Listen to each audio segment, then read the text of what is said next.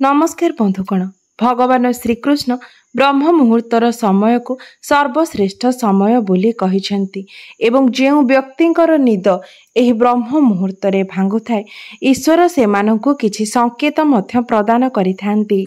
मात्र अनेक व्यक्ति एही संकेत गुड़िको बुझी पारि नथांती, तथापि भी सेमानंकु एहार शुभ फल प्राप्त होइथाए। तेबे ब्रह्म मुहूर्त रे निद भांगुथिबा व्यक्ति माने कोनोसी साधारण व्यक्ति नुहे। पुराण रे एही ब्रह्म मुहूर्त रे उठुथिबा व्यक्ति मानकर अनेक लक्षण विषय वर्णना करा जायछि। तेबे आपणकर निद जदि एही ब्रह्म मुहूर्त रे भांगुछि तेबे आपण मध्य एही संकेत एवं लक्षण गुड़िक विषय जानि नेबा उचित। तेबे राति 3टारू 5टार मध्य समय को ब्रह्म मुहूर्त बोली कहा जाय थाए। तेबे जदि आपणकर निद 3टारू 5टा अर्थात ब्रह्म मुहूर्त रे भांगुछि तेबे आपणଙ୍କୁ मध्य ईश्वरଙ୍କ द्वारा एही सब संकेत प्राप्त होइथाए। बंधु माने प्राचीन कालरू ही मुनि ऋषि माने ध्यान करिबा पई एही ब्रह्म मुहूर्तरू निद्रारू जागृत हेउथिले। प्राचीन ग्रंथ गुड़िक अनुसारे ब्रह्म मुहूर्त सूर्योदयर पूर्व समय होइथाए एवं एही समय को अत्यंत शुभ एवं लाभदायक बोली मध्य माना जाइथाए एवं एही समय निद्रारू जागृत हेबा मध्य अत्यंत शुभ बोली माना जाइथाए। कारण एपरि माना जाइथाए जे एही समय पृथ्वी रे अलौकिक शक्ति मानकर विचरण होइथाए। बंधु माने एही ब्रह्म मुहूर्त रे उठिबा पई मुनि ऋषि माने देवता माने एपरिके आजि जुगर वैज्ञानिक माने मध्य उपदेश देइथांती। तेबे एही समय एपरि कौन होइथाए जे जहा मनुष्यर जीवन उपरे एते प्रभाव पकाई थाए। तेबे बंधु माने एपरि अनेक व्यक्ति रहिथांती जो माने राति रे सोइबा समय अचानक ही सेमानंकर निद भांगी जाय थाए एवं विशेषकर 3टारू 5टा मध्य ही अचानक सेमानंकर निद भांगी थाए। आउ एपरि मध्य अनेक व्यक्ति रहिथांती जो माने राति रे सोइबा परे सेमानंकर निद 6टा किंबा 6टा परे ही भांगी थाए। राति रे अचानक निद भांगिबाकू किछि व्यक्ति मानसिक एवं शारीरिक दुर्बलता जोगु बोली भाबी थांती। मात्र सेही व्यक्ति मानंकु जणा न थाए जे आमर सनातन धर्म रे राति 3टारू 5टा मध्य निद भांगिबा अनेक गभीर तथ्य प्रदान करिथाए। पद्म पुराण रे एही राति 3टारू 5टा मध्य निद भांगिबा विषय अनेक गुड़िए तथ्य उल्लेख करा जायछि एवं विस्तार रूप रे मध्य उल्लेख करा जायछि। पद्म पुराण अनुसारे राति 3टारू 5टा मध्य निद भांगिबा मनुष्य को अनेक गुड़िए गुरुत्वपूर्ण संकेत प्रदान करिथाए एवं एही सब संकेत स्वयं भगवान विष्णु ही उल्लेख करिसेंती एवं एही संकेत गुड़िक स्वयं भगवान विष्णु ही प्रदान करिथांती। कारण से हेउछंती एही सृष्टिर पालनकर्ता। शास्त्र रे एही राति 3टारू 5टा मध्यवर्ती समय को अमृत बेला बोली माना जाइथाए। एही समय रे ही ब्रह्मदेव सृष्टिर निर्माण करिथिले एवं एही समय रे ही समस्त देवादेवी गण पृथ्वी भ्रमण करिबा पई आसीथांती एवं एही समय रे करा जाइथिबा प्रत्येक कार्य मध्य शुभ होइथाए। एही समय रे ब्रह्मांड रे एक अलौकिक ऊर्जार संचार होइथाए एवं जो मनुष्य एही समय निद्रारू जागृत होइथाए एही अलौकिक शक्ति सेही मनुष्य मध्यरे समाहित होई सेही व्यक्तिर कार्य शक्ति को वृद्धि करिथाए।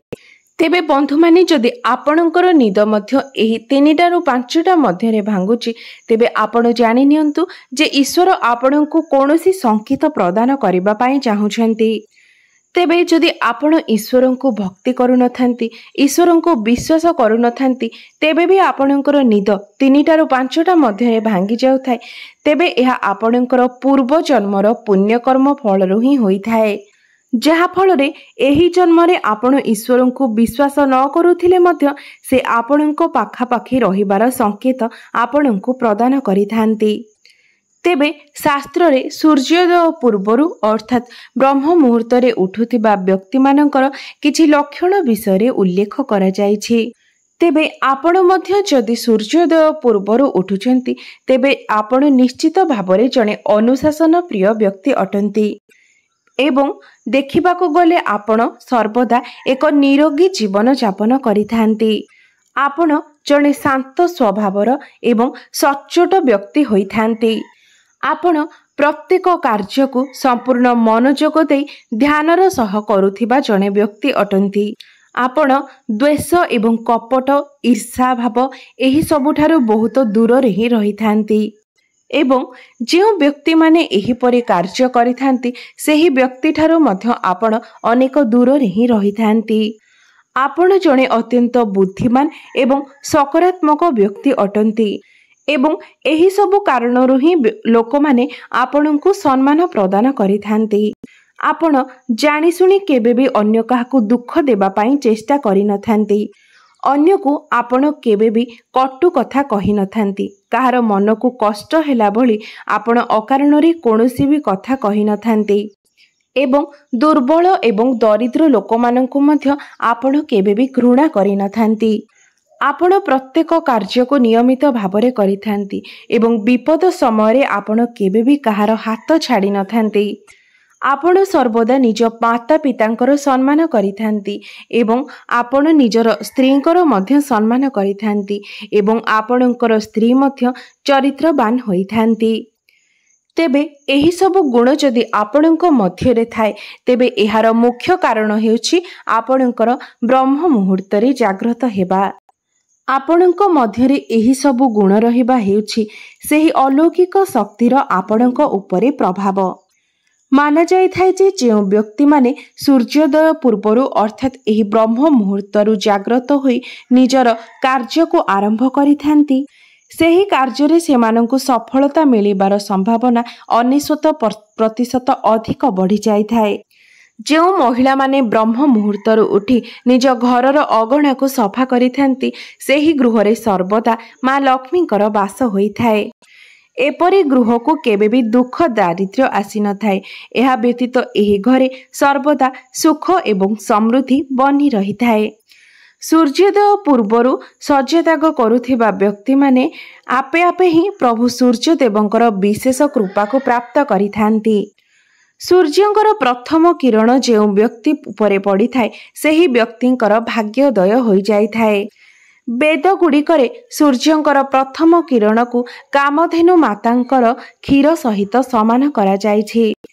ଯେଉଁପରି ଭାବରେ କାମଧେନୁ ମାତା ମନୁଷ୍ୟର ସମସ୍ତ ଇଚ୍ଛାକୁ ପୂର୍ଣ୍ଣ କରିଥାନ୍ତି ସମସ୍ତ ମନସ୍କାମନାକୁ ପୂର୍ଣ୍ଣ କରିଥାନ୍ତି ସେହିଭଳି ସୂର୍ଯ୍ୟଙ୍କର ପ୍ରଥମ କିରଣ ମଧ୍ୟ ମନୁଷ୍ୟ ମଧ୍ୟରେ ସକାରାତ୍ମକ ଶକ୍ତିକୁ ବୃଦ୍ଧି କରିଥାଏ।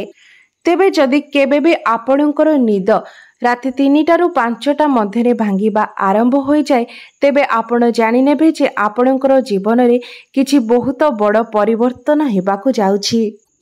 ବ୍ରହ୍ମାଣ୍ଡର ଅଲୌକିକ ଶକ୍ତି ଆପଣଙ୍କୁ ସଂକେତ ଦେବାରେ ଲାଗିଛନ୍ତି ଯେ ଆପଣଙ୍କର ଖରାପ ସମୟ ଶେଷ ହୋଇ ଏବେଠାରୁ ଭଲ ସମୟ ଆରମ୍ଭ ହେବାକୁ ଯାଉଛି। ଆପଣଙ୍କ ଜୀବନରୁ ଦୁଃଖ ଏବଂ ଦାରିଦ୍ର୍ୟତା ସମାପ୍ତ ହେବାକୁ ଯାଉଛି ଏବଂ ସୁଖ ସମୃଦ୍ଧିର ବୃଦ୍ଧି ହେବାକୁ ଯାଉଛି। ଏହି ବ୍ରହ୍ମ ମୁହୂର୍ତ୍ତରେ ଉଠିବା ନିଜକୁ ଈଶ୍ୱରଙ୍କ ସହ ଯୋଡ଼ିବାର ଏକ ସମୟ ହୋଇଥାଏ। ଏହା ଆପଣଙ୍କର ଏକ ପ୍ରୟାସ ହୋଇଥାଏ। ଏହି ସମୟରେ ଦିବ୍ୟ ଶକ୍ତିମାନେ ସେମାନଙ୍କର ଚରମ ସୀମାରେ ଥାନ୍ତି ଏବଂ ଏହା ମନୁଷ୍ୟକୁ ଅନେକ ସଂକେତ ମଧ୍ୟ ପ୍ରଦାନ କରିଥାଏ ଯେ ତୁମର ଜନ୍ମ କୌଣସି ଏକ ବଡ଼ କାର୍ଯ୍ୟ ପାଇଁ ହିଁ ହୋଇଛି। ଏପରି ମାନ୍ୟତା ରହିଛି ଯେ ଯେଉଁ ବ୍ୟକ୍ତିଙ୍କର ନିଦ ପ୍ରତିଦିନ ଏକ ସୁମଧୁର ସଙ୍ଗୀତ ସହିତ ଯେପରିକି ମନ୍ଦିରର ଘଣ୍ଟା ଘଣ୍ଟି ଶଙ୍ଖ କିମ୍ବା ପ୍ରକୃତିର ସୁନ୍ଦର ଧ୍ୱନି ସହିତ ଭାଙ୍ଗିଥାଏ ସେହି ବ୍ୟକ୍ତିଙ୍କ ଉପରେ ଭଗବାନଙ୍କର ବିଶେଷ କୃପା ରହିଥାଏ। ପ୍ରତ୍ୟେକ ଦିନ ସକାଳ ସମୟରେ ଯଦି କୌଣସି ବ୍ୟକ୍ତିଙ୍କର ଦ୍ୱାର ନିକଟକୁ ପ୍ରତିଦିନ ଗୋମାତା ଆସୁଥାନ୍ତି କିମ୍ବା ଆପଣ ପ୍ରତ୍ୟେକ ଦିନ ସକାଳୁ ଗୋବରର ଦର୍ଶନ କରୁଥାନ୍ତି ତେବେ ଆପଣ ଅତ୍ୟନ୍ତ ଭାଗ୍ୟଶାଳୀ ଅଟନ୍ତି।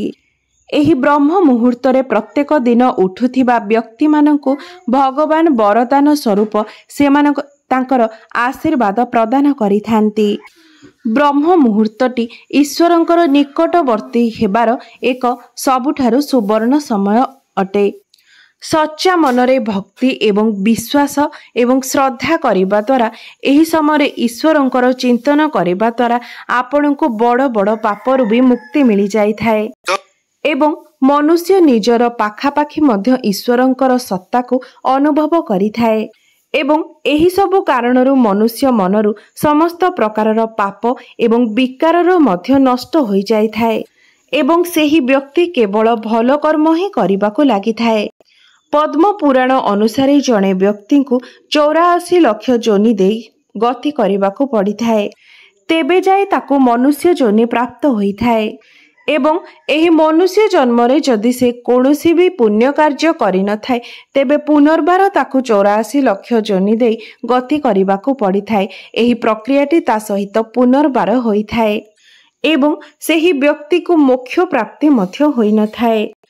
एही मनुष्य जन्मर अर्थ होई थाए जे एही 84 लाख जोनिरु आमको किपरि मुक्ति मिली पारिबो, एही जन्मरे आमे किपरि मोक्ष प्राप्ति करि पारिबा। मात्र आमे सर्वदा एही सबु कथा को भूली जाय थाउ अथवा एही सबु कथा को आमे समस्ते जानि न थाउ।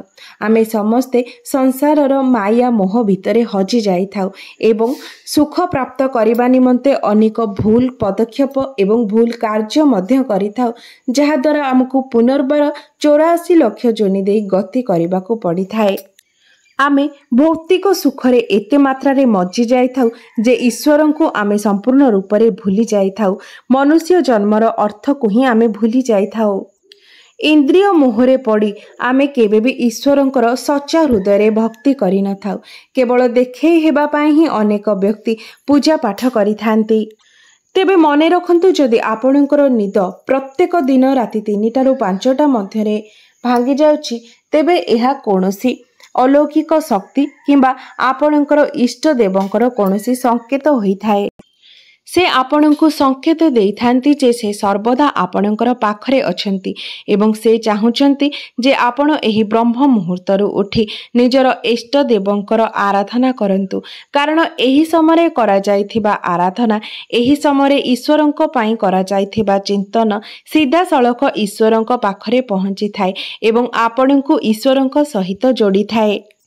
बंधु माने सनातन धर्म रे मध्य उल्लेख रहिछि जे 3टा ରୁ 5ଟା मध्यरे निद भांगुथिबा व्यक्ति माननको मध्यरे सकारात्मकता भरी होई रही थाए एवं सेमाननको परमेश्वरंकर विशेष कृपा प्राप्त होई थाए जहा फल रे स्वयं अलौकिक शक्ति ही राति 3टा ରୁ 5ଟା मध्यरे सेही व्यक्ति माननको जागृत कराई थांती। तेबे बंधु माने पुराण एवं शास्त्र व्यतीत आजिर आधुनिक जीवन रे वैज्ञानिक माने मध्य एहा मत देइथांती जे एही 3टा ରୁ 5ଟା मध्यरे उठिबा अत्यंत लाभदायक होइथाय। कारण एही समय ब्रह्मांड रे एक अलौकिक शक्तिर विस्तार होइथाय। वैज्ञानिक भाषा रे एही समय एक बहुत ही पॉजिटिव एनर्जी भरी रही थाए। जो व्यक्ति एही 3टा ରୁ 5ଟା मध्यरे उठी थाए एवं निजर कार्य को आरंभ करि थाए सेही व्यक्ति दीर्घायु मध्य होई थाए। एहा सहित कोनोसी रोग मध्य ताको सहजरे ग्रास करि पारि न थाए। तेबे एसबुर विपरीत जदि आपण चाहिबा परे भी एही समय उठी पारु नाहंती तेबे एहाको अत्यंत अशुभ बोली माना जाय थाए। कारण एपरि होई थाए आमे चाहिले मध्य राति 3टा ରୁ 5ଟା मध्यरे हमर निद केबे भी भांगी न थाए।